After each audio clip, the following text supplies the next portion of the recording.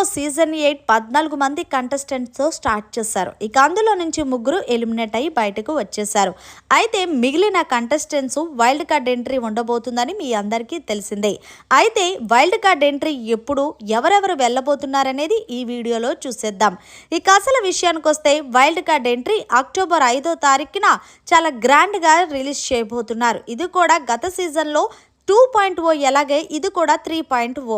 అయితే wild card ఎంట్రీలో మరొక పేరు బయటకు వచ్చింది. ఆమె ఎవరో కాదు, Bigg Boss 7 contestant Naini Pavani. పాపం ఈ అమ్మాయి వెళ్ళిన వారం రోజులకే ఎలిమినేషన్ అయ్యి బయటికి రావడం ఆడియన్స్ కి సింపతిగా అనిపించింది. కానీ నైని పావని గేమ్ పరంగా బాగానే ఆడింది. ఆడియన్స్ కి కనెక్ట్ అవుతున్న తరుణంలో ఎందుకో బిగ్ బాస్ తీసుకున్న డెసిషన్ కి నైని పావని బలైపోయింది. అందుకే ఈ అమ్మాయిని మళ్ళీ బిగ్ బాస్ సీజన్ 8లో తీసుకోబోతున్నారు.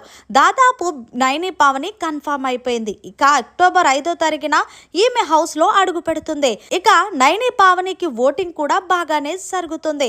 మరి చూడాలి ఈమె ఆట సీజన్ 7లో ఆకట్టుకోలేకపోయింది. మరి సీజన్ 8లో ఎలా ఉంటుందనేది. మరి నైని పావని వైల్డ్ కార్డ్ ఎంట్రీపై మీరేమంటారనేది కామెంట్ చేయండి. మరిన్ని లేటెస్ట్ లైవ్ అప్డేట్స్ కోసం చూస్తూనే ఉండండి అవర్ ఛానల్.